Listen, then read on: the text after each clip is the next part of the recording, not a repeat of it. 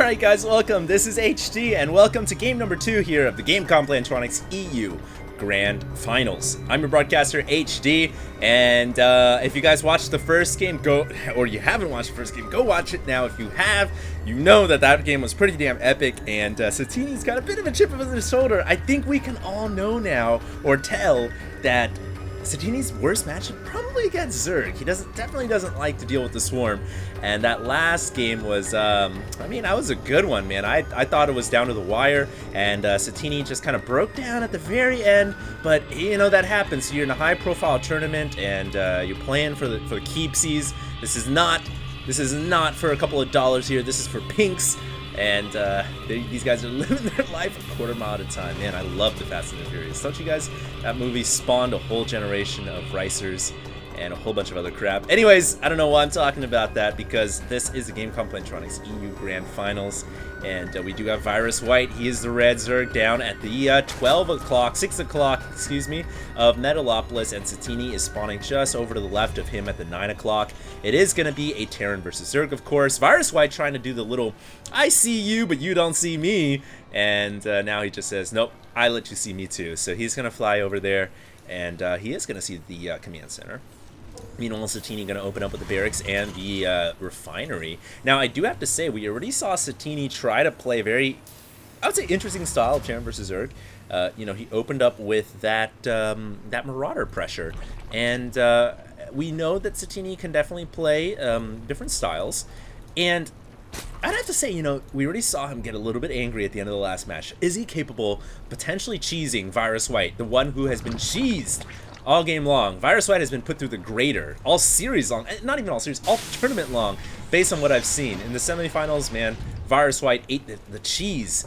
He went through the grater, and he came out alive in one piece. So, I don't know, if Satiini capable of doing some kind of cheese here, that would be really, really, really funny to see. And we'll see. He's bringing the SCV over right now, and not bothering to check the Xel'Naga Tower. Gonna go ahead and send that right over to the main. Also want to point out that these players, especially Satiini, beating a very high-profile guy, Show. Remember, guys, he beat Show in a TVT showdown. It was a best of 5 TVT showdown. Yes, no pun intended. But in TVT best of 5, and he won. And he won convincingly. It's not like Show even put up a fight. I felt like it was just Satiini rolling him all the way through. And Satiini is a very, extremely accomplished Warcraft 3 player, so he is no joke. And now going to go ahead and throw up the bunker. Love the position on the bunker too, guys. If you take a note right here, the Marine can tuck behind the bunker and chill out next to the lamppost.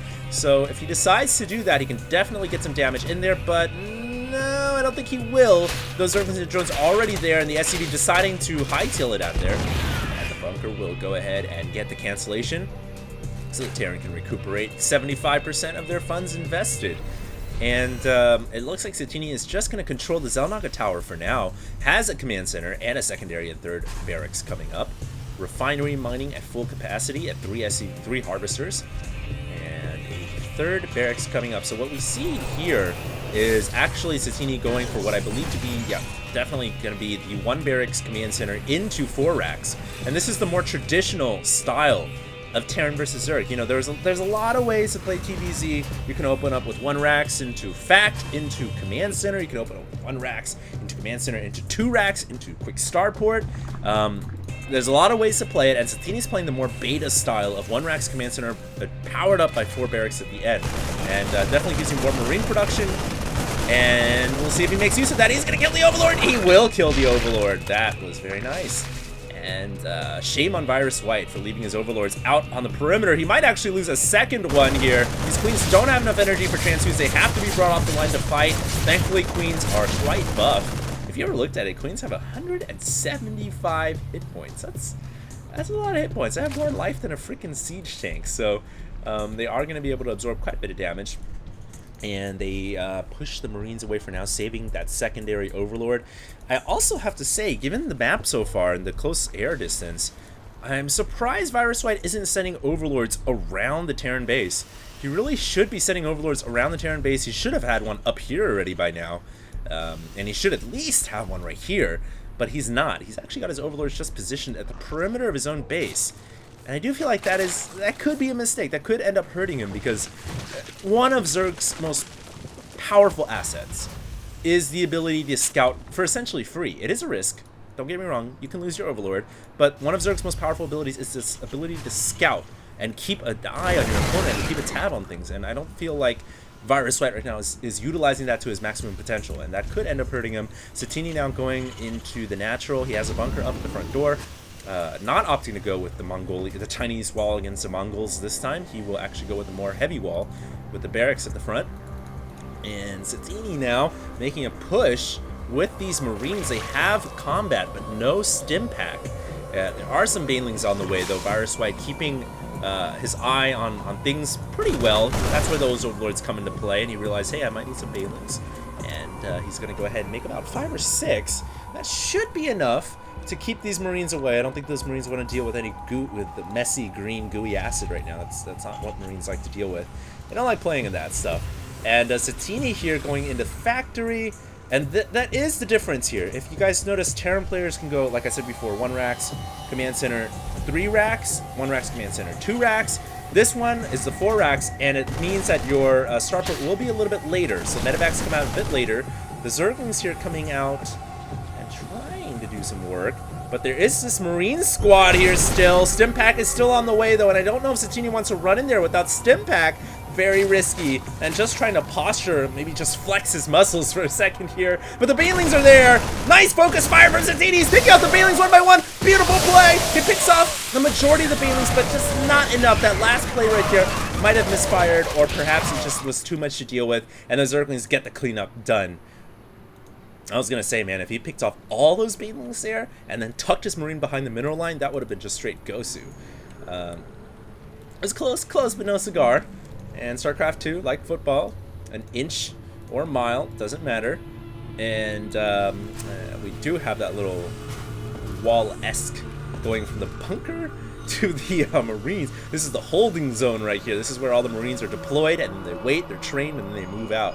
Interesting. So the SCVs are actually at the front line with that kind of a setup, and I feel like that might expose the SCVs a bit to risk.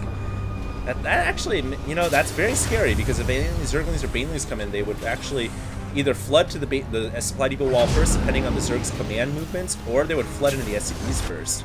And we'll see. Oh, wow, that's a lot of Banelings and Zerglings. vs.VirusWhite here, switching it up, not going for the quick infestation pit, not going for mutas as I would have expected most Zergs to do. He's going to go for an eco Baneling bust, and he's going in here. He's going in. The supply depot was lowered, and the Banelings are inside. Oh my god, it's just going to be carnage. It's going to be hell, and a lot of SCVs going down. Satiini is giving the rage. He's dishing out the business. And that is game. Satiini calls GG. Wow. So vs.VirusWhite, I was going to say, will someone cheese this game? And vs.VirusWhite decides to cheese. And he is capable of doing it. Remember, guys, vs.VirusWhite against Roof. There was actually a drop here. Against Roof, he went for that Roach +2 timing. Apparently, it was going to be an all-in. And, you know, he's capable of doing it. And he just did an Eco Baneling bust. There was no 3rd expansion, although it looked like there might have been. But nevertheless, great play, and Satiini is not happy. That is 2-0 right now in favor of the Zerg, and we are 1 game away from crowning the GameCon EU champions. So stay tuned, guys, and this is HD signing out to the next game.